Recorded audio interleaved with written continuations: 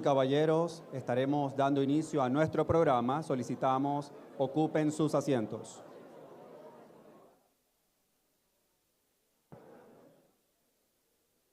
Señoras y señores, reiteramos la invitación. Daremos inicio a nuestra agenda. Por favor, ocupar sus asientos.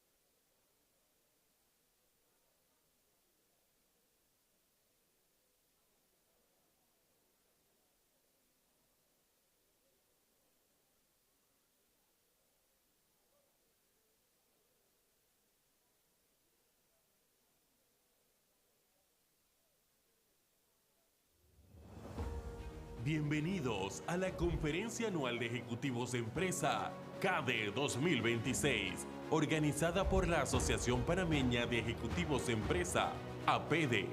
Este año celebramos los 60 años de CADE, 6 décadas impulsando el diálogo, el liderazgo y el compromiso con Panamá.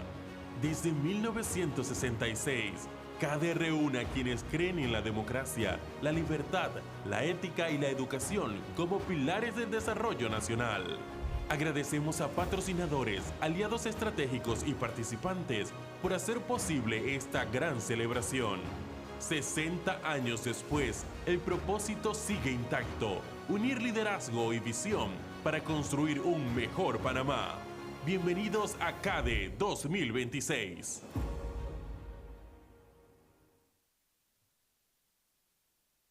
Muy buenas noches. Su Excelencia Felipe Shatman, Ministro de Economía y Finanzas, en representación del excelentísimo señor José Raúl Mulino, Presidente de la República. Sus Excelencias, Ministros y Viceministros de Estado, autoridades, embajadores y miembros del cuerpo diplomático, representantes de organismos internacionales, colegas de los medios de comunicación, damas y caballeros, en nombre de la Asociación Panameña de Ejecutivos de Empresa, APEDE, un cordial saludo y bienvenidos a CADE 2026, conmemorando 60 años de historia.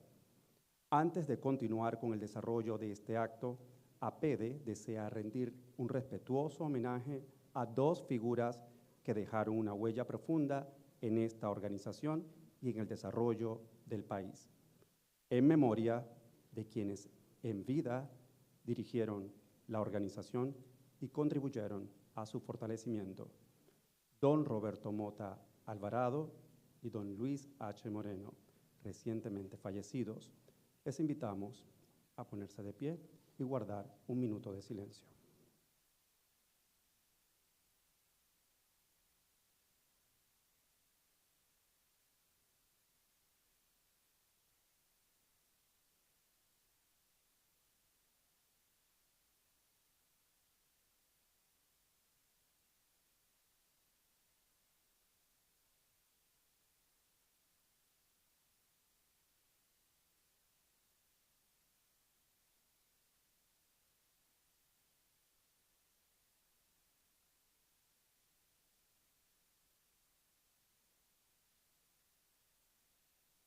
Muchas gracias. Desde 1966, CADE ha sido un espacio de diálogo, ideas y propuestas que han marcado el desarrollo nacional. Recibimos a la señora Julia De Santis, presidenta de APEDE.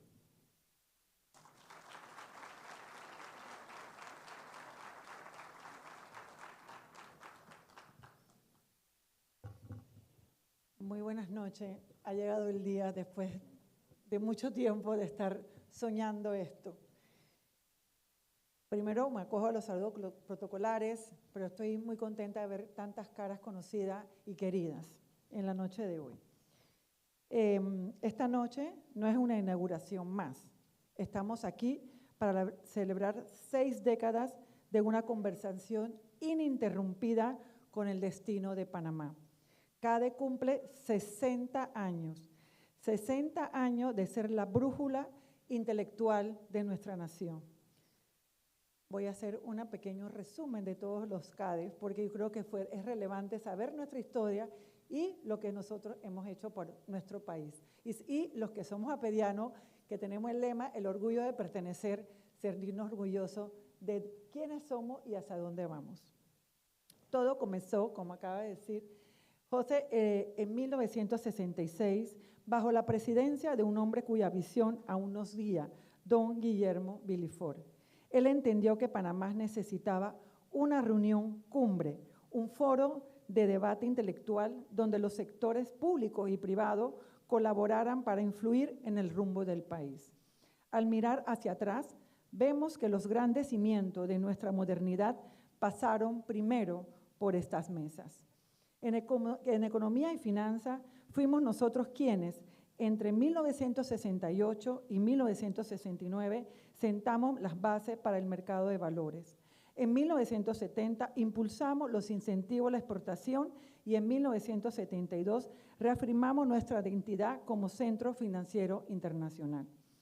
En conciencia social fuimos pioneros. En 1971 CADE introdujo el concepto de responsabilidad social empresarial, muchos años antes que la ONU instituyera el Pacto Global. En soberanía, brindamos apoyo irrestricto a la lucha por la total independencia de nuestro canal en 1975, analizando con rigor los tratados Torrijos-Carter. Incluso en la oscuridad, CADE fue un símbolo. En 1988, la crisis política no nos impidió sesionar. Fue el único año de silencio. Pero ese silencio nos dio la fuerza para que en 1990 lideráramos la reconstrucción democrática. En 1995 declaramos que la educación era la herramienta principal contra la pobreza y en el 2003 lanzamos un pacto nacional para rescatar nuestro sistema judicial. Al entrar en las últimas décadas, CADE no bajó la guardia. Los temas que hoy nos quitan el sueño ya se discutían aquí con visión de Estado. En 2011 potenciamos la logística, el turismo y el agro. En 2012, 2016, 2019, CADE se convirtió en la trinchera por la gobernabilidad y la transparencia, combatiendo la corrupción y recuperando la confianza. Fuimos al podio electoral en 2014 exigiendo visiones de Estado a quienes aspiraban a servir el país. Durante la crisis sanitaria del 2020, CADE no se apagó.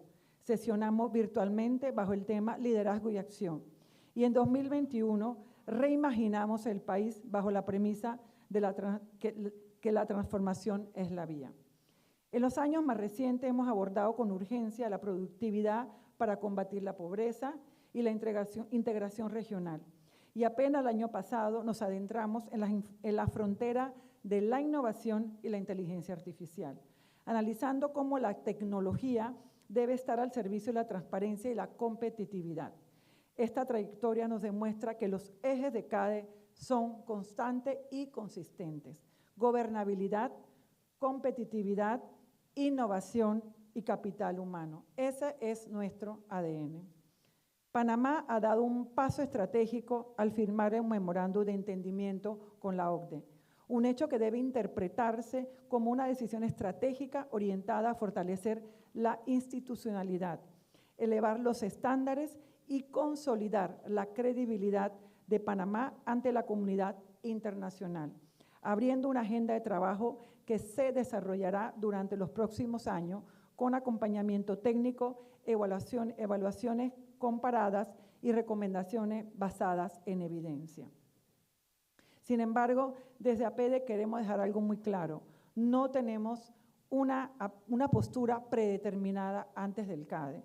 Hemos decidido con responsabilidad abrir este espacio porque creemos que el país necesita analizar con seriedad, con información suficiente y con una mirada integral las oportunidades y los desafíos que implica un proceso de esta magnitud, entendiendo que no se trata de una decisión simple ni de corto plazo, sino de un camino que impacta directamente en la forma en que Panamá se proyecta hacia el futuro. Hablar de OCDE no es solo hablar de reputación, es hablar de reformas profundas en temas fiscales, laborales, educativos, es hablar de ajustes que tienen costos y tiempos concretos sobre nuestros sectores productivos. Al igual que en el pasado debatimos el canal o el mercado de valores, hoy debemos preguntarnos qué tipo de país queremos ser y qué tan preparados estamos para sostener las transformaciones que este cambio exige.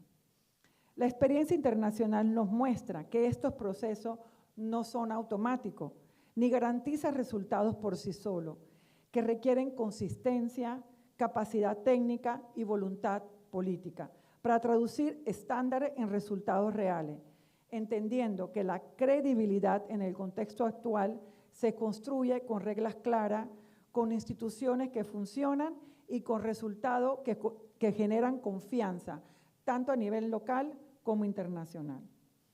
Panamá no parte de cero. Tenemos 60 años de CADE que demuestran nuestra capacidad de adaptación, pero este proceso exige coherencia y sobre todo una voluntad política que trascienda las coyunturas, reafirmando el compromiso de APD con el diálogo abierto, con el intercambio de ideas y con la construcción de propuestas que aporten al desarrollo del país, especialmente en momentos donde las decisiones que se tomen tienen un impacto que trasciende en lo inmediato y define el rumbo de las próximas generaciones. Quiero agradecer a la Comisión de CADE 2026 por el trabajo dedicado a la construcción de este programa, que reúne a expertos nacionales e internacionales con experiencia técnica en estos procesos, así como a nuestros patrocinadores y a los medios de comunicación aliados que amplifican esta conversación y permiten que lleguen a más panameños. Porque esto no es un debate que debe quedar en un salón, es un debate que le pertenece al país. Y eso es lo que estamos haciendo, abriendo el debate. Porque para mucha gente, ¿qué es la OCDE? No sabemos ni qué significa. Y entonces, bueno, hasta yo me lo tuve que aprender. Organización para la Coordinación y el Desarrollo Económico. La cooperación, perdón. Les invito a aprovechar estos días para cuestionar, escuchar y construir.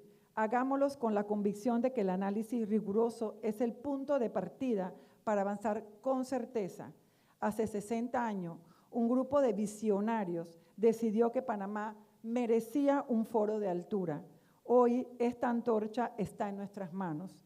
Más allá de la OCDE, lo que realmente está en discusión es el futuro de Panamá y la forma en que queremos construirlo para las próximas generaciones.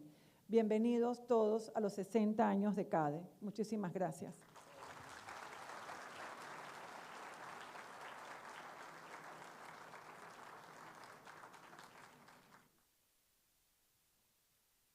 Este encuentro, a lo largo de 6 décadas, ha convocado a líderes nacionales e internacionales, generando conversaciones, iniciativas y acciones que han fortalecido a las instituciones democráticas.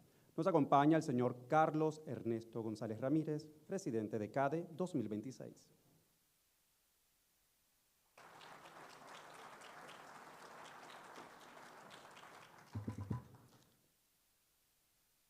Yo que trabajé el programa Pensaba que no me tocaba. Señor Felipe Chapman, ministro de Economía y Finanzas, en representación del señor presidente de la República, señora Yulia de Santis, presidenta de APEDE, señores ministros, autoridades, invitados internacionales, colegas y amigos. Muy buenas noches. Cada año a APEDE se hace una pregunta antes de definir el tema de CADE. ¿De qué debería hablar Panamá cuando de verdad ¿de qué debería hablar Panamá cuando de verdad importa hablar? No de lo urgente, sino de lo trascendente. Y en esta edición la respuesta se impuso casi por sí sola, de cómo nos vemos frente al mundo y de cómo el mundo nos está mirando a nosotros. De ahí nace el tema de este año, OCDE, confianza global, progreso local, el futuro de Panamá en debate. APEDE ha elegido la palabra debate con toda intención. No congreso, no homenaje, no consigna, debate. Porque lo que vamos a discutir estos 3 días no es una verdad establecida ni una bandera a defender. Es una pregunta que Panamá tarde o temprano tendrá que responder con seriedad. ¿Conviene o no que nuestro país avance hacia la OCDE? Y esa pregunta merece mucho más que opiniones, merece evidencia, merece experiencia, merece las voces de quienes ya recorrieron este camino en otros países y de quienes desde adentro entienden lo que Panamá tiene que ganar y lo que tiene que cuidar. Por eso este CADE reúne a representantes del BID, de la CEPAL, del Canal, a ministros de nuestras áreas más sensibles, a expositores internacionales como Andrés Velasco esta noche, a Ana María Sánchez, quien está acompañando el proceso de adhesión de Perú, y a los panameños que viven día a día los desafíos de la gobernanza, la fiscalidad, la educación, la ciencia, la logística y el comercio. No están aquí para decirnos qué pensar, están aquí para ayudarnos a pensar mejor. Ese es quizás el principal compromiso que APEDE asume como organizadora, que al cerrarse el viernes, cada uno de ustedes se vaya con más información, más matices y más preguntas buenas de las que traía al entrar. Que las conclusiones sean suyas, que sea fruto del análisis y no de la emoción del momento.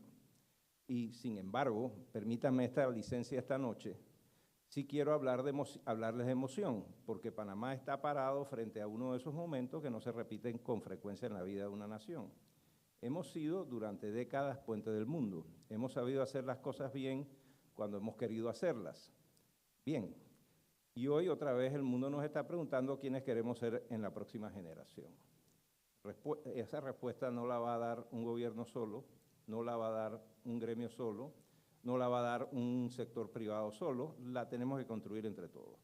Con altura, con honestidad intelectual y con la convicción de que las decisiones que tomemos en esta década definirán las oportunidades de las futuras generaciones. Este CADE no es el final de la conversación, es ojalá su verdadero comienzo. APEDE agradece profundamente a cada una de las instituciones y personas que hicieron posible este encuentro. Un reconocimiento muy especial al Banco Internacional de Desarrollo, cuyo respaldo fue determinante para atraer a Panamá a varios de los depositores internacionales que nos acompañarán estos 3 días. Su apoyo refleja la importancia que esta conversación tiene también más allá de nuestras fronteras. Gracias también a las empresas patrocinadoras, a los depositores nacionales e internacionales que aceptaron sumarse, al equipo de APEDE que trabajó sin descanso y a ustedes que esta noche escogieron estar aquí. Sean todos muy bienvenidos al CADE 2026. Pongamos el futuro de Panamá con seriedad y con pasión sobre esta mesa. Muchas gracias.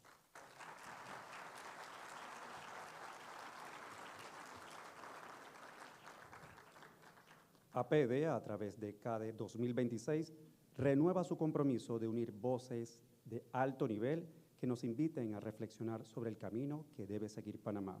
Damas y caballeros, recibimos a Su Excelencia Felipe Chapman, Ministro de Economía y Finanzas.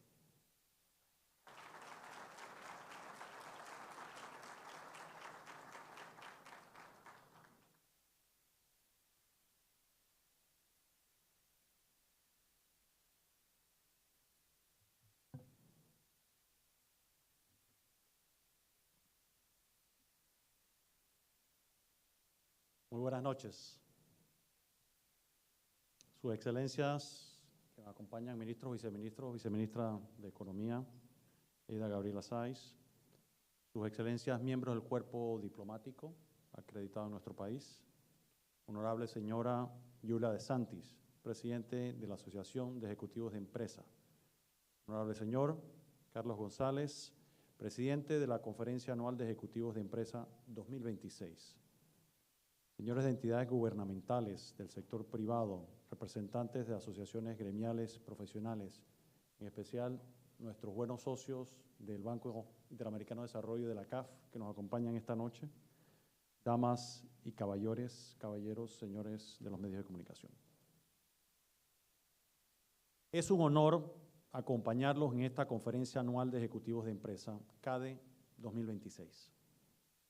Este es, sin duda, uno de los espacios más relevantes para pensar el país con visión de largo plazo y construir consensos sobre el Panamá que queremos, tal cual lo comentaron quienes me antecedieron en la palabra. Hoy podemos afirmar con claridad, Panamá está avanzando.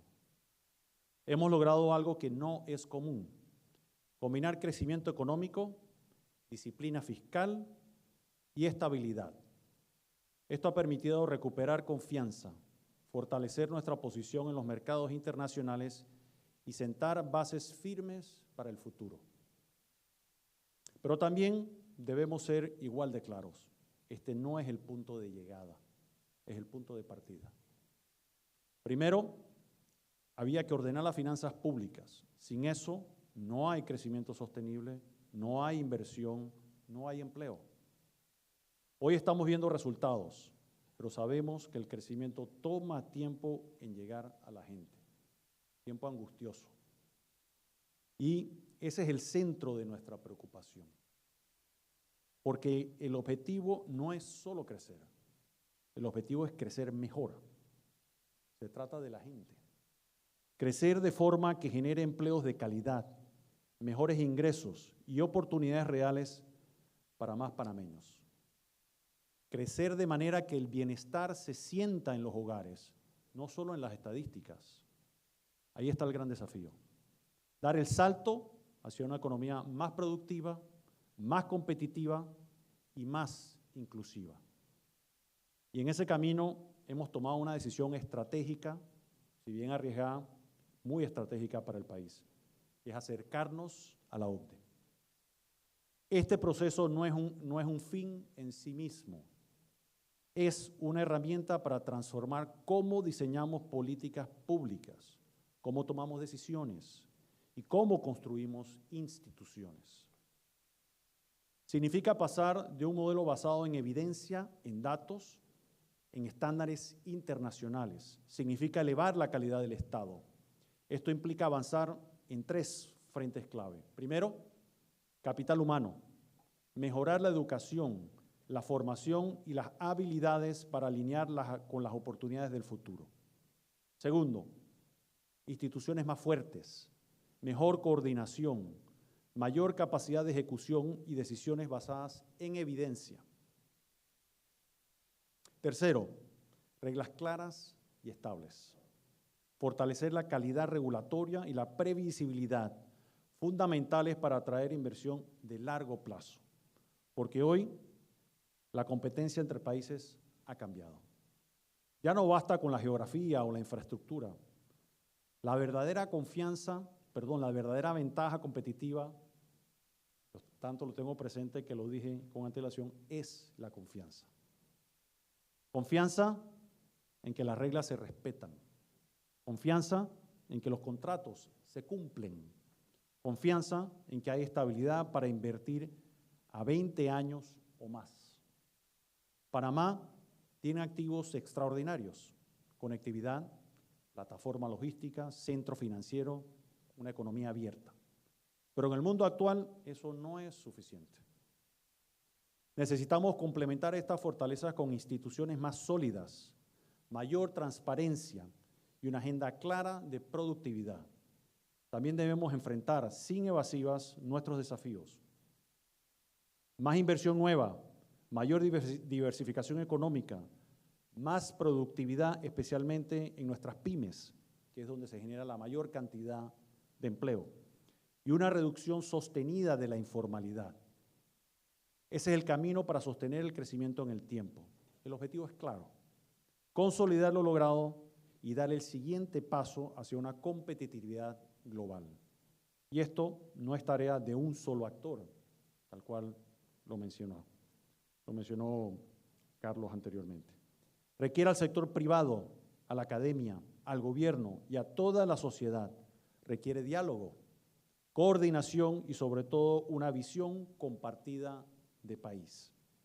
Por eso, CADE es tan importante. Porque aquí se construyen ideas, se alinean visiones, se debaten y se generan los consensos que el país necesita. Quiero felicitar a PEDE por mantener este espacio de reflexión y diálogo y agradecerles a todos ustedes por su compromiso con Panamá. El momento es ahora. Tenemos la base, tenemos la dirección. Nos corresponde dar los siguientes pasos a partir de este momento. Muchas gracias.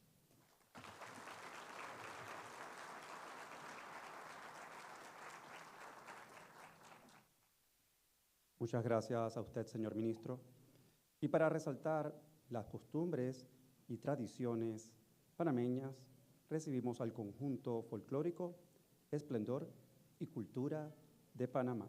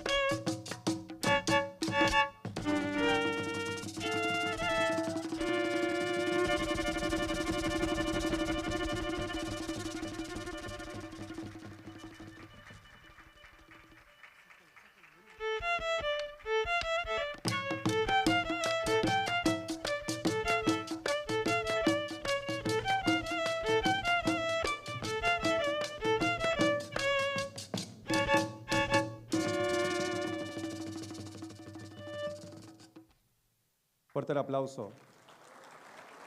Esplendor y cultura de Panamá. Nuestro siguiente invitado es uno de los economistas más influyentes de América Latina en el ámbito de políticas públicas y economía global. Actualmente es profesor y decano de la Escuela de Políticas Públicas de la London School of Economics y fue ministro de Hacienda de Chile, liderando decisiones fundamentales en momentos determinantes para su país. Su trayectoria incluye participación en espacios de alto nivel como el G20, el Fondo Monetario Internacional y el Banco Mundial, así como una destacada producción académica y presencia en los principales debates económicos a nivel internacional.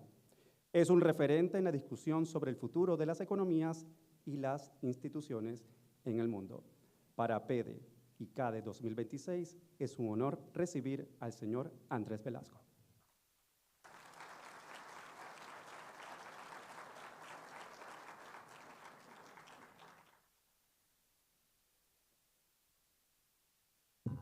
Muy buenas tardes, tremendo gusto y honor estar aquí.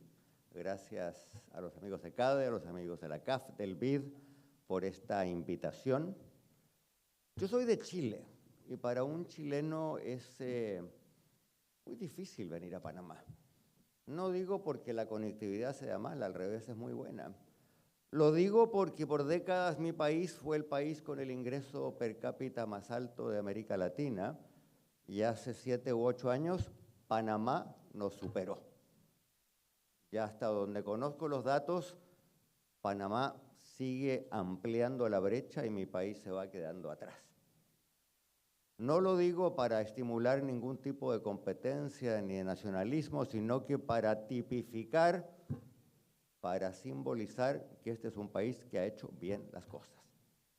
Es un país que, como todos los países de la región, ha tenido altos y bajos, pero finalmente ha sabido ponerse de acuerdo, ha sabido tener, como decía el ministro, políticas estables, reglas claras, confianza, credibilidad, y eso no es una teoría, es algo práctico que se ve en las calles, en la infraestructura y en la calidad de vida de la gente. Así es que doble honor para mí como chileno estar aquí en Panamá y poder hablar con ustedes.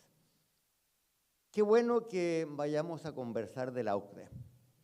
Tenemos mañana una sesión exclusivamente dedicada a eso, así es que no voy a entrar en mucho detalle sobre la OCDE hoy, pero si me perdonan, pongo ya sobre la mesa el titular.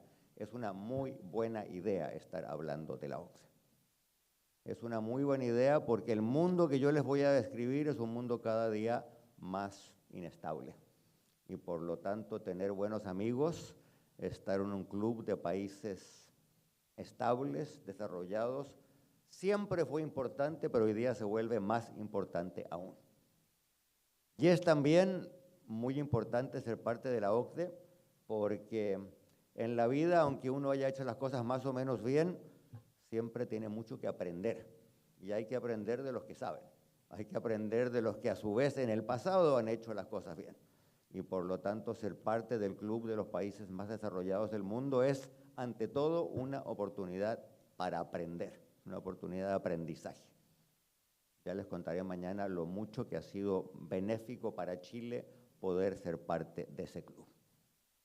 Pero hoy día no quiero hablar exclusivamente de la OCDE, quiero hablar del mundo en que se enmarcan estas decisiones que Panamá va a tener que tomar.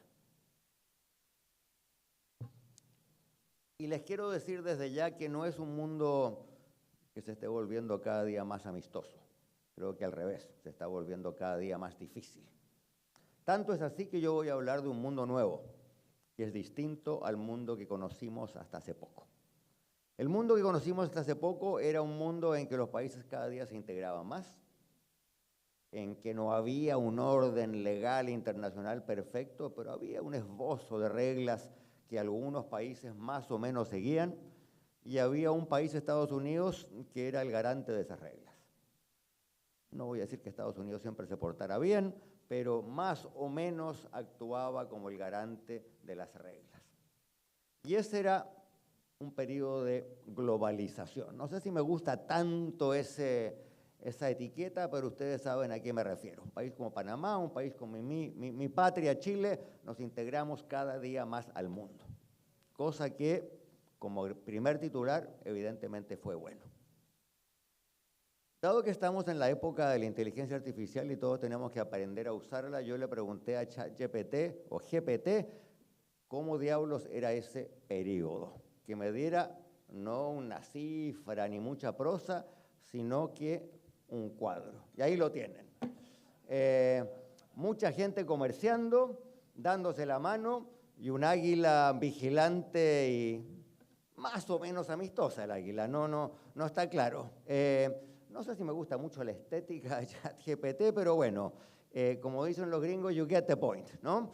Lo importante era el comercio requiere convivencia, y esa convivencia requiere reglas, y requiere algún garante de esas reglas, y más o menos Estados Unidos hacía de garante de esas reglas. ¿Qué pasó? En los últimos años pasaron muchas cosas, entre otras que ese orden internacional se empezó a desmoronar por acciones de muchos países. Creo que las grandes potencias, incluyendo a China, incluyendo a los Estados Unidos, tienen algo que decir, pero no quiero dedicarme aquí a asignar culpas. El dato básico es que hoy día estamos en un mundo en que la globalización va en alguna medida en retirada. Subrayo en alguna medida, porque yo no creo que el mundo se vaya a cerrar. Los beneficios de la apertura han sido demasiado grandes. Para cualquier panameño, para cualquier chileno, eso es evidente.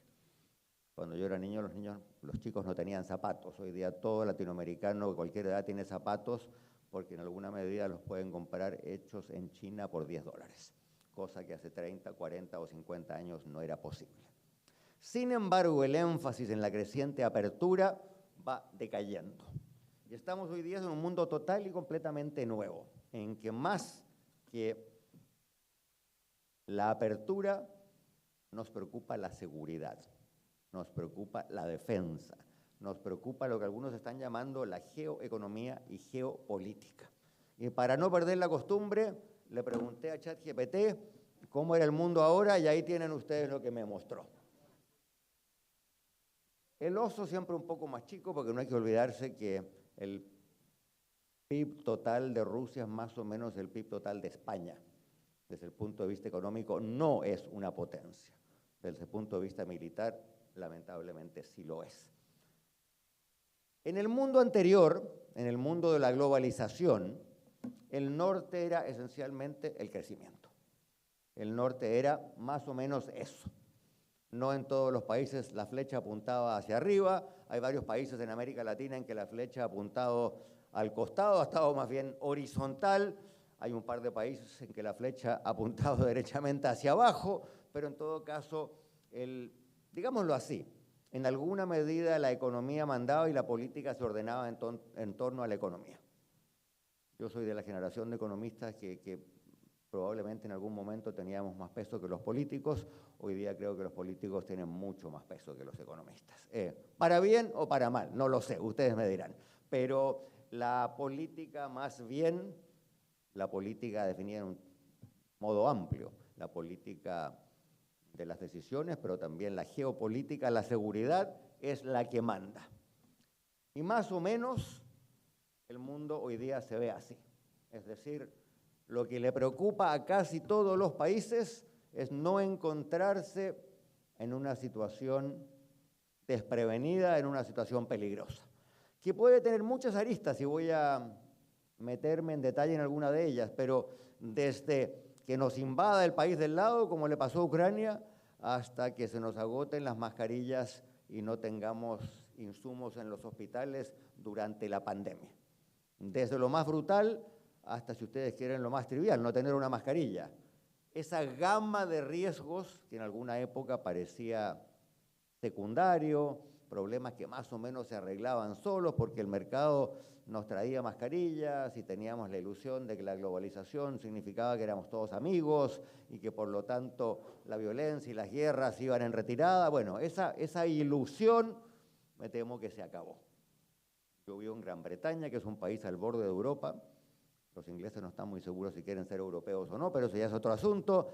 Y les quiero decir que nunca, desde 1945, en el continente europeo, un país había invadido al país del lado.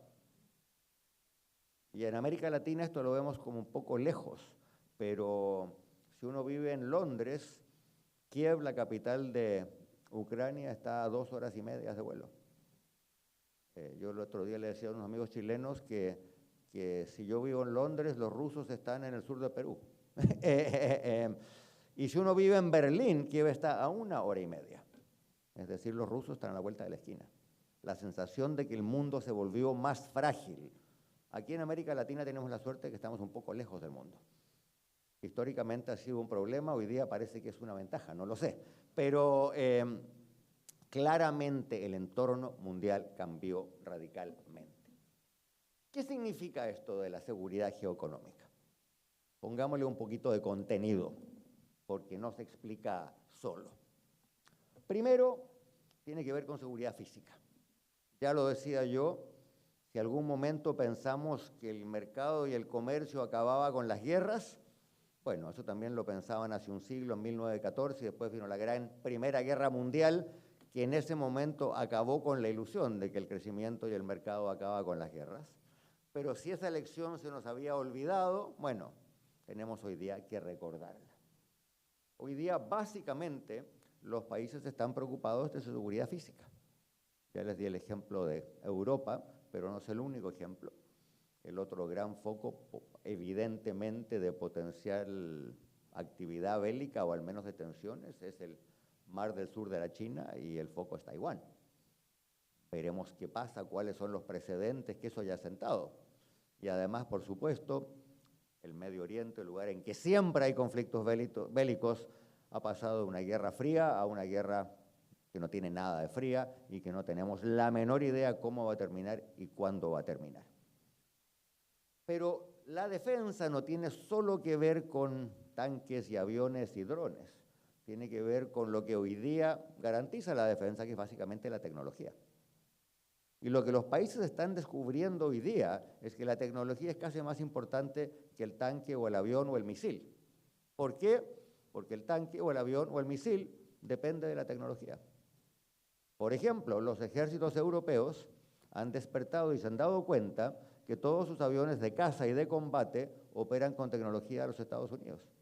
Y que si el día de mañana al gobierno de los Estados Unidos se le place hacerlo, apretan un botón, en el Pentágono le dicen el kill switch, y los aviones no despegan porque la tecnología no funciona. Y por lo tanto, hoy día el debate es acerca de cómo alcanzar la independencia estratégica. ¿Cómo tengo yo un avión cuya tecnología manejo yo? No la traigo ni de China, ni la traigo de Washington, ni la traigo de muy lejos. Si me gasto un montón de dinero, yo fui ministro de Hacienda y créanme que recuerdo con dolor lo mucho que vale un avión de caza. Y lo mucho que vale el combustible para que el avión de caza opere. Y por lo tanto, si vamos a gastar mucha plata en un avión de combate, bueno, más vale que lo podamos operar. Y se resulta que la tecnología la maneja otro, y si no nos venden las partes y piezas y los repuestos y la tecnología no está al día, bueno, no sirve mucho. La otra cosa que es evidente es que la defensa requiere acceso a las comunicaciones, y las comunicaciones están en el espacio. Y en general los países no manejan sus propios satélites. Los países le compran acceso a otro país en materia de satélite. Bueno, ¿y qué pasa si el día de mañana ese país le dice a uno, no te doy espacio en el satélite porque me caes mal? Estamos en otro mundo, ¿no es cierto? ¿Y para qué decir del cúmulo de otras actividades que no son bélicas en un sentido tradicional? No es un ejército de un Estado que combate con el ejército de otro Estado, pero que también atentan contra la seguridad. Pensemos en el crimen organizado, el narcotráfico y algo que en América Latina a mí me parece cada día más preocupante, que es la actividad económica ilegal que va de la mano de la violencia. Yo estuve en Lima no hace mucho, me junté con un querido amigo que es ejecutivo de una importante minera y me di cuenta que el hombre andaba custodiado y le pregunto, ¿y qué te pasa? Y me dice, tengo 5 amenazas de muerte porque los mineros ilegales quieren quedarse con el mineral de mi empresa. Cada vez que los ilegales y los legales se encuentran, se agarran a balazos. Y en la medida que mi empresa trata de ponerle coto a eso, a mí me amenazan de muerte. Es decir, la relación entre seguridad y actividad económica, que alguna vez pareció remota, hoy día es cada día más cercana. Y en países que más o menos andan bien, como el Perú. Por lo tanto, esto no lo podemos olvidar. Segundo, seguridad económica. En algún momento todos pensábamos que entrábamos a la OMC, firmábamos acuerdos de libre comercio y eso nos garantizaba el acceso a los mercados y nos garantizaba el acceso a las importaciones que nos hacen falta. Hoy día eso es mucho menos evidente. Mucho menos evidente.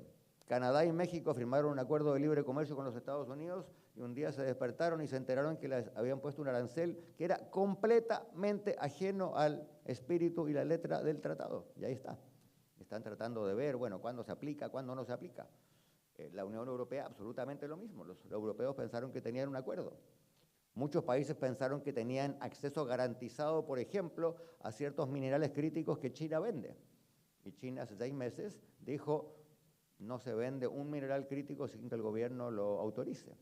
Y lo que les quiero decir es que esos minerales críticos son, por ejemplo, claves para la industria automotriz. Yo estaba en Berlín conversando con gente de Mercedes y me decían, si no compramos minerales críticos en la China, la industria automotriz alemana se paraliza. Y por lo tanto, el acceso al mercado y el acceso a las importaciones hoy día se vuelve mucho más inestable y mucho más difícil. Pero no solo eso. Cuando un panameño va de vacaciones a Chile, cuando un chileno viene de vacaciones a Panamá y paga con una tarjeta de crédito, ese es acceso a un sistema de pagos que no está ni en Panamá ni en Chile, está en Estados Unidos o en Europa. Y no lo pensamos, pero todo el sistema internacional de pagos y todo el sistema internacional de settlement, no sé cómo se dice en castellano, pero digamos, cuando el saldo, cuando yo te debo a ti, tú me debes a mí y hacemos un saldo, neteamos, bueno, todo eso se hace por allá, en el norte. Y si el día de mañana algún país decide que Panamá o que Chile no tienen acceso al sistema de settlement, o yo agarro mi Mastercard y hago tap y no pasa nada, eso es perfectamente concebible. De hecho, una de las cosas que hizo la Unión Europea, sensatamente a mi juicio, pero tiene costos, fue impedir el settlement de las empresas rusas en los sistemas europeos. Cosa que desde un punto de vista de la seguridad nacional tiene sentido, pero desde el punto de vista del precedente es muy difícil, porque si yo te quito a ti el derecho de usar la tarjeta de crédito, bueno, el día de mañana tú me la quitas a mí. O yo desarrollo mi propia tarjeta de crédito porque no quiero que tú tengas el control de mis decisiones financieras. Y otras cosas, por ejemplo, como la energía. Yo estaba en Alemania cuando Putin invadió a Ucrania y la gran pregunta en Alemania era, bueno, construimos 2 gasoductos, vivíamos del gas ruso, no hay gas ruso, ¿y ahora qué? Afortunadamente el capitalismo es flexible y por lo tanto Alemania pudo construir terminales de gas en la costa, además le alquilaron un par que tenían los holandeses y a través del gas natural líquido lograron sortear la emergencia. Pero hubo un momento en que la industria europea estaba paralizada porque dependía del gas y no había gas. Y no había gas por razones puramente políticas. Y por lo tanto la dimensión política pasa a tener un peso mucho, mucho mayor. Tercero, la dimensión tecnológica. Los que tenemos más canas en la cabeza recordaremos que el año 2000 estábamos todos aterrorizados porque el mundo se iba a acabar, porque cambiaba un dígito y los computadores no iban a saber reconocerlo. Bueno, eso no pasó. Lo que sí pasó, que hoy día vivimos total y completamente dependientes de la tecnología. Y por lo tanto, si el día de mañana perdiéramos acceso a alguna de esas tecnologías, sencillamente no sé qué hacemos. Les aseguro que todas las empresas que están representadas en esta sala tienen su información en la nube, en alguna nube. Y esa nube, perdón que lo diga, no la controlan ustedes, no la controla yo, la controla alguien. Y esa empresa tiene un gobierno, y ese gobierno el día de mañana puede decir, este país me cae bien, este país me cae mal. Pensemos en las transacciones bancarias, pensemos en lo que significa para el mundo financiero que el acceso a toda la información que está guardada en alguna parte no esté 100% garantizada. Yo pongo el tema y me pongo un poco nervioso porque a mí me tocó ser el ministro de Hacienda de Chile cuando hubo un tremendo terremoto y nos enteramos que los servidores, uno de ellos o 2 de ellos quedaron enterrados bajo los escombros. Y les quiero decir que lo que eso le hizo al sistema financiero, afortunadamente en 3 días logramos echar a andar la cosa. Pero imagínense ustedes que un banco tiene un servidor y el servidor está bajo los escombros y la conexión electrónica se cae. Bueno, en Chile al final no pasó nada, pero el potencial para que eso siembre el caos económico es absolutamente gigantesco. Ahora, una cosa son los terremotos, otra cosa son las lógicas geopolíticas. Y el riesgo es que al final sea la lógica geopolítica la que mande. Y además, si uno se pone realmente ambicioso, lo necesario para la seguridad no es solamente tener acceso a la invención de ayer, tener acceso a lo que se inventó hace 5 años. Lo que uno quiere es tener acceso a lo que viene. Y si uno, por ejemplo, hoy día habla con el gobierno británico, país donde vivo, con el gobierno de Canadá, con el gobierno de Australia, su preocupación es, bueno, ¿y cómo hacemos para tener acceso a la inteligencia artificial más reciente? Hoy día la inteligencia artificial se produce en 2 países, Estados Unidos y China. Hay un par de empresas europeas, pero que realmente son los hermanos pequeños de las empresas de Estados Unidos y de China. Somos todos usuarios, pero no somos productores. Y al no ser productores no tenemos la capacidad para estar en la punta.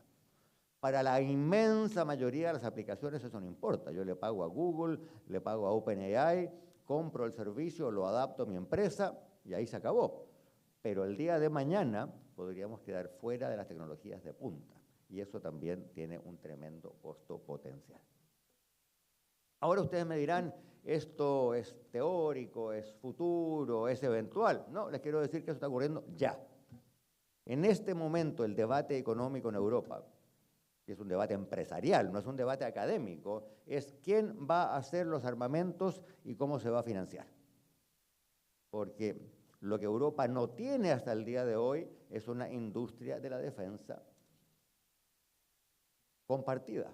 Tienen un mercado común, pero resulta que los tanques los hace Alemania, y los rifles los hace Italia, y los cazabombarderos los hacen Francia y Suecia. Gran Bretaña ahora ya no es parte de la Unión, y Gran Bretaña tiene la industria militar más poderosa de la región. Y además, todos los anteriores, ya lo dije, operan con tecnología que ellos no producen. Todo el IT, toda la información tecnológica, todo el control de los armamentos no se producen en Europa. Ese es un tema. El otro tema es quién paga la cuenta. Europa estaba gastando entre 2 y 3 puntos del PIB. Hay países como España que estaban gastando menos de 2 puntos del PIB. Hoy día la meta es al menos 3, hoy 4 más adelante y eventualmente 5 puntos del PIB. Mucho, mucho dinero. Pero esa es plata que debe tener el gobierno, y los gobiernos europeos no tienen ese dinero. Y además tienen mucha deuda. Y por lo tanto la discusión hoy es, ¿se emite deuda de la Unión, como se hizo solo una vez en la historia durante la pandemia, y con esta deuda de la Unión se provee y se financia la defensa de la Unión Europea? Pero eso requiere, primero, que Alemania esté dispuesto, porque ustedes saben que Alemania siempre dice, bueno, es la deuda de la Unión Europea, pero al final el que paga soy yo.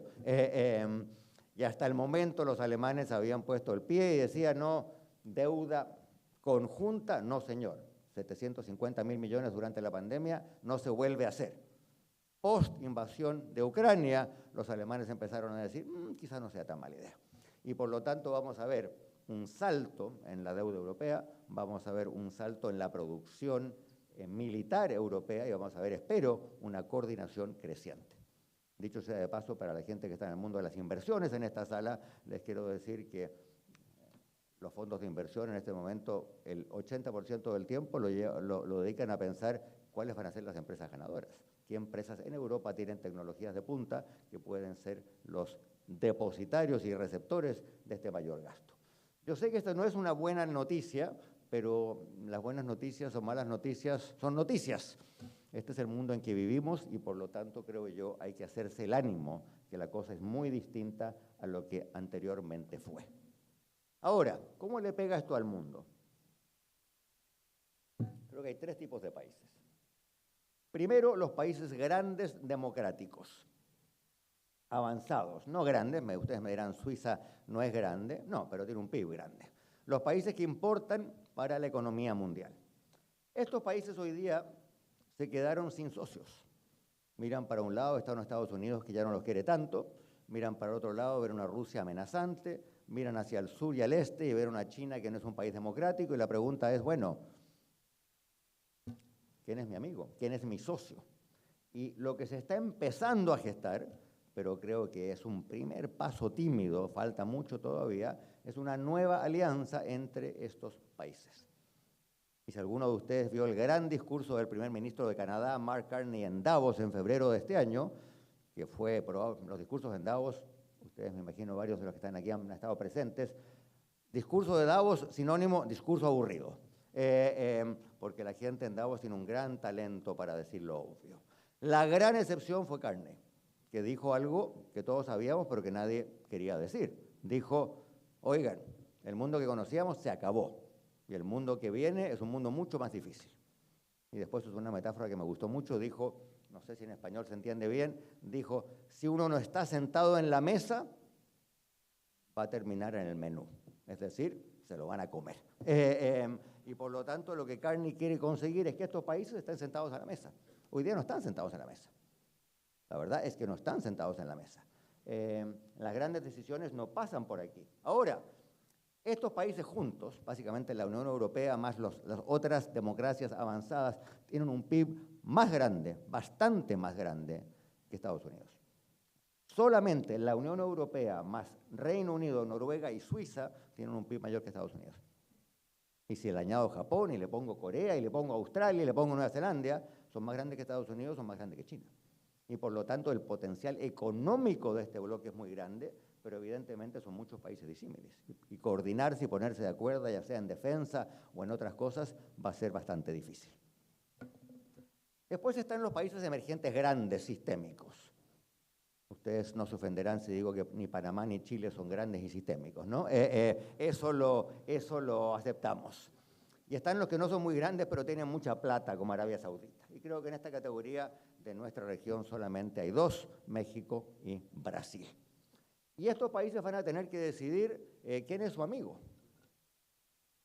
Y en general van a tener que decidir si buscan alianzas con las democracias de la diapositiva anterior o si buscan amistades por otros lados.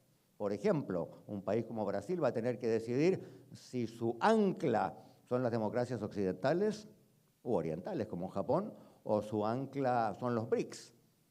Y en los BRICS, seamos francos, predominan las dictaduras, no las democracias. Y por lo tanto hay una decisión económica, pero también hay una decisión política. ¿Cuál es el modelo de desarrollo? ¿Cuál es el conjunto de valores a los cuales yo quiero asociarme? Yo quiero creer que países como México y Brasil van a optar por ser amigos de las democracias, pero nunca se sabe, especialmente en el caso de Brasil. Y después está el resto. El resto, por supuesto, son 150 países, no están todos ahí, pero ahí están los países emergentes que más o menos tenemos alguna figuración en la economía mundial. Algunos son europeos, otros son asiáticos, latinoamericanos, africanos, etc. Y la gran decisión para nosotros, bueno, tenemos un amigo, tenemos varios amigos, tenemos, como decía Roberto Carlos, quiero tener 1 millón de amigos, ¿y dónde los encuentro? Y creo que aquí hay decisiones muy importantes y las próximas diapositivas ordenan un poco la discusión acerca de cuáles son esas decisiones. Presenté esto en Buenos Aires, una versión de esta charla en Buenos Aires hace poco y varios argentinos me reclamaron que ellos pertenecían a la lámina anterior. Yo me abstuve de decir nada, pero como ustedes pueden ver, no la cambié. Entonces, ¿cuáles son esas decisiones? Primero, es una decisión diplomática. Es una decisión diplomática. Ayer estuve en la CEPAL en Santiago en una ronda con varios expertos en comercio internacional que estaban en Europa, en Bruselas, en Washington, y uno de ellos, hablando desde Washington, apuntó con el dedo a los latinoamericanos presentes y dijo, ustedes van a tener que elegir, porque el gobierno de los Estados Unidos les va a decir, usted elija aquí o elija allá. Panamá lo ha vivido, por lo tanto no digo nada que ustedes no sepan. Lo único que quiero subrayar es que eso no fue un evento pasajero. Esa va a ser la realidad que a todos nos va a tocar enfrentar de ahora en adelante. Alinearse con uno tiene el problema que le quita a uno la posibilidad de comerciar con el otro. El país del que yo vengo, lejos del socio comercial más grande, es China. Yo era director de la empresa estatal de cobre de Chile, que es la empresa productora de cobre más grande del mundo. Hay años durante mi periodo en que le vendíamos 60 y 70% del cobre de Chile a China. Y por lo tanto no hay gobierno alguno de ningún color político en Chile que vaya a romper totalmente con China. Pero por otro lado entendemos muy bien que somos una democracia, somos un país occidental y por lo tanto nuestros aliados históricos están en otro lado. Y cómo manejamos esa tensión va a ser cada día más difícil. Mantenerse estrictamente no alineado tampoco va a ser posible, ¿no? Porque decir yo no voy a ninguna fiesta, no me inviten a bailar con nadie, en teoría puede ocurrir, pero en la práctica no va a ser demasiado práctico. Alternativa C, bueno, Carney y compañía están tratando de armar un grupo de esas democracias avanzadas. No creo que sea un grupo muy homogéneo, pero el concepto que están manejando, y esto lo he conversado con los amigos del gobierno de Canadá, es lo que ellos llaman la geometría variable. Es decir, para distintos asuntos puede haber distintos grupos, distintas coaliciones. Y esas coaliciones no tienen por qué incluir solamente a los países ricos. Por ejemplo, ustedes habrán visto que Carney la semana antepasada estuvo en la India. ¿Por qué? Porque la India es un socio comercial importante y la India además es un país de frontera en materia tecnológica. Y por lo tanto, y es una democracia, por lo tanto habría que ser muy ingenuo, creo yo, muy equivocado para no buscar alianzas en algunas medidas con la India. Y por lo tanto esta geometría variable, creo yo, podría involucrar a países de América Latina, indudablemente, países como este, países como el mío, países como Brasil o México o Argentina. Evidentemente hay espacio para eso. Y aprovecho de decir que me parece que en este plano ser un miembro de la OCDE es absolutamente importante. La OCDE no es una institución política, al revés, hace gala de su distancia de la política, pero no es casualidad que los países ahí representados sean los países más prósperos, más avanzados y más democráticos del mundo. Y por lo tanto, aunque no se diga, la realidad es que esa es mayoritariamente una coalición de países avanzados, prósperos, democráticos y con buenas políticas. Ya lo dije al comienzo y lo reitero, es un lugar al cual uno va a aprender. Y si en general, en circunstancias más benévolas, ser miembro de la OCDE habría sido una buena idea para un país como Panamá, creo que hoy en este mundo inestable, en este mundo impredecible, en este mundo volátil, es aún mejor idea. Ya mañana podríamos entrar en el detalle de cómo se hace, qué se hace, pero reitero, me parece una iniciativa del gobierno absolutamente capital. El desafío de la seguridad, los invito a que pensemos lo siguiente. ¿Qué pasaría en nuestras economías si el día de mañana perdemos el acceso a la nube? Si perdemos el acceso a los satélites, si perdemos el acceso a las redes de pago. Un panameño se va a vacaciones, saca la Mastercard y no le funciona. Y también, ¿qué pasa cuando gastamos dinero, ya lo dije, en tecnología, en armamentos, en defensa, y resulta que la defensa no funciona porque la tecnología no está, o la tecnología quedó obsoleta porque no pudimos comprar la nueva tecnología, el nuevo implemento, el repuesto, el nuevo computador, etcétera, etcétera? Yo sé que este es un tema un poco deprimente, pero a veces los temas deprimentes son los inevitables, son los necesarios. Y por lo tanto creo que la seguridad entendida ampliamente va a tener que ser indudablemente una de las prioridades para nuestros países. No quiero ser catastrofista y hablar solamente de seguridad militar, para nada. Al revés, vuelvo a lo que dije al comienzo, tenemos el privilegio de la geografía, tenemos el privilegio de estar lejos de los conflictos bélicos, por lo tanto lo militar pasa a segundo plano, pero la seguridad tecnológica, la seguridad energética, la seguridad comercial, la seguridad financiera, me parece a mí, son cada día más importantes y me temo que en la región no le hemos dado suficiente atención, no le hemos dedicado suficientes neuronas al asunto. En este contexto hay otros desafíos y aquí voy terminando. Creo que se nos vuelve cada día más difícil crecer. Lo digo en un país que ha crecido mucho, ustedes han crecido muy bien, me saco el sombrero, ojalá que Chile pudiera crecer como ha crecido Panamá, pero la verdad es que el mundo está creciendo poco.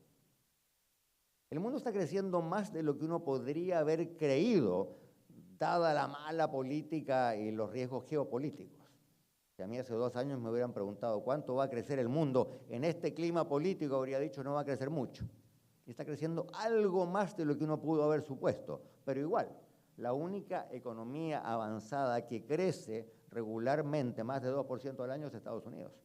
Japón crece poco y nada, la Unión Europea crece poco y nada, Gran Bretaña, el país donde yo vivo, cada 15 días hacen un anuncio, dicen ahora sí vamos a crecer y no pasa nada. Y por lo tanto, cuando los países grandes, los países líderes, los que tiran el carro, crecen poco, el resto del mundo crece poco.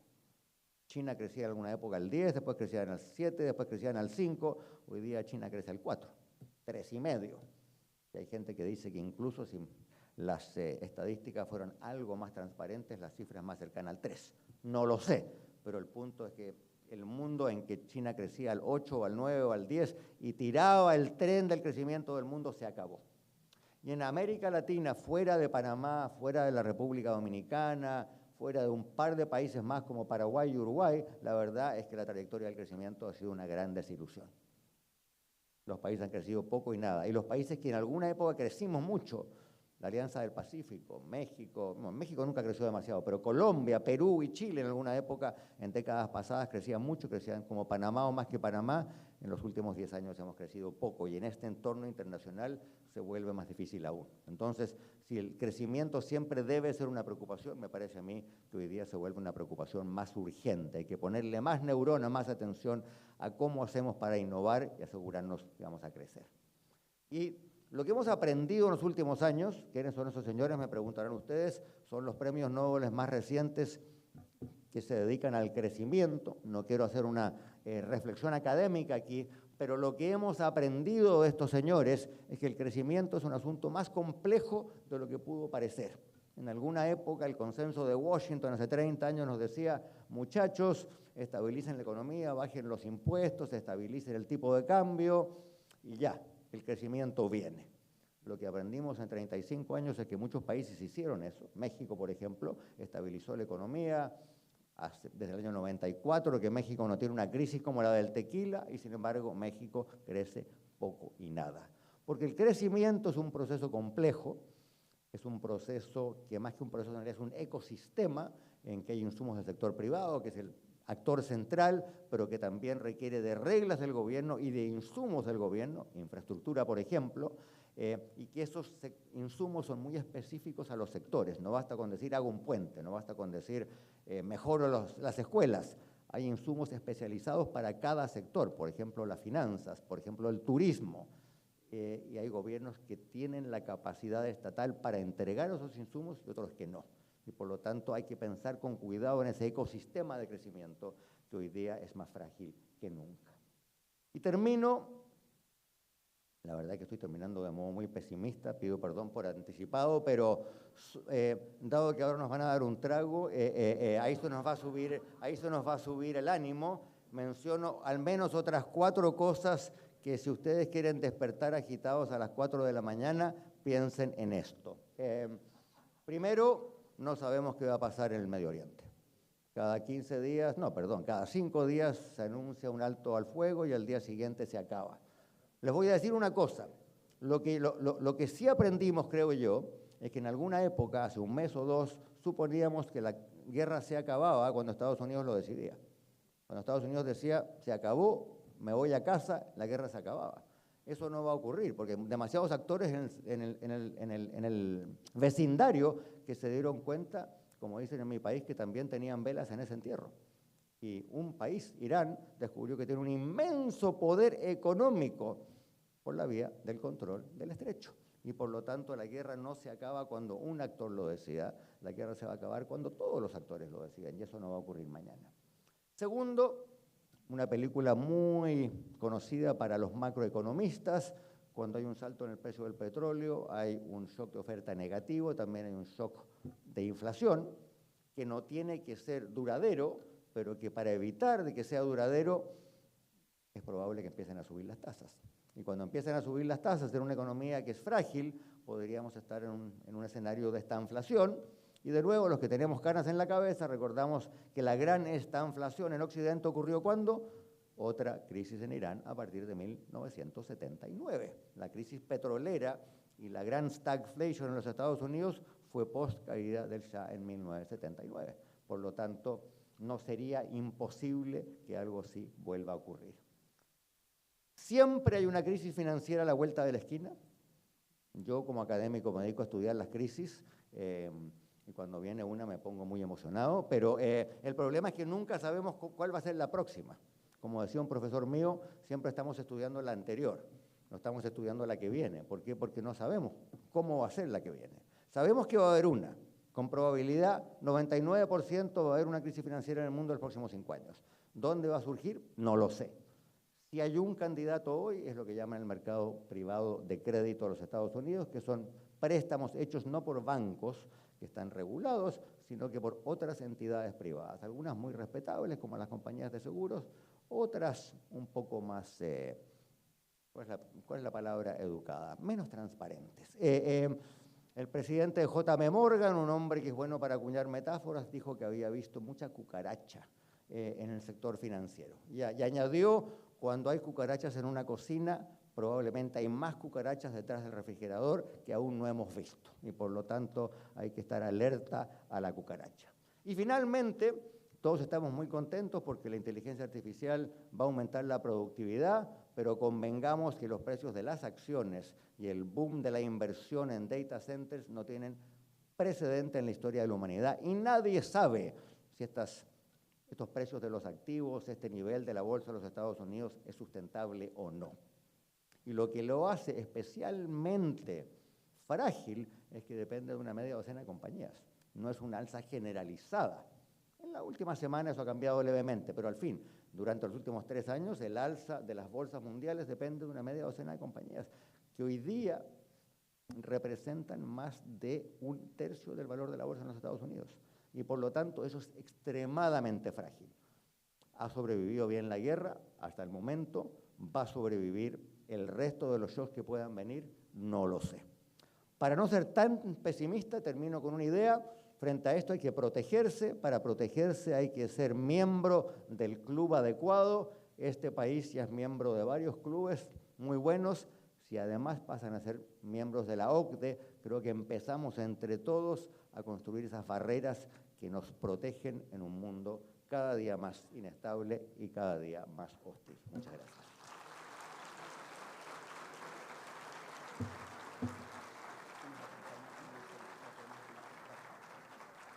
Muchísimas gracias a usted, profesor. Por favor, si nos acompaña en el escenario, invitamos a Julia De Santis, presidenta de APEDE, y Carlos Ernesto González Ramírez, presidente de CADE 2026, para hacer entrega de un obsequio a nuestro expositor internacional.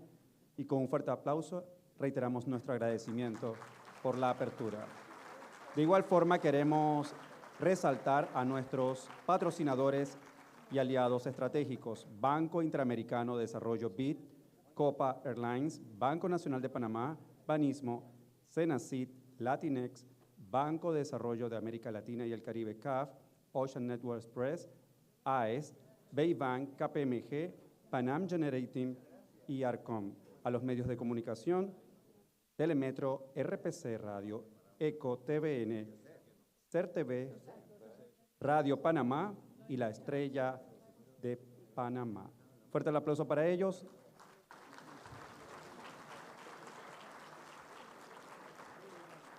Gracias por estar con nosotros en este acto de apertura de CADE 2026.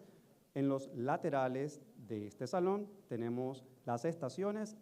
Disfrutemos del cóctel y será hasta mañana.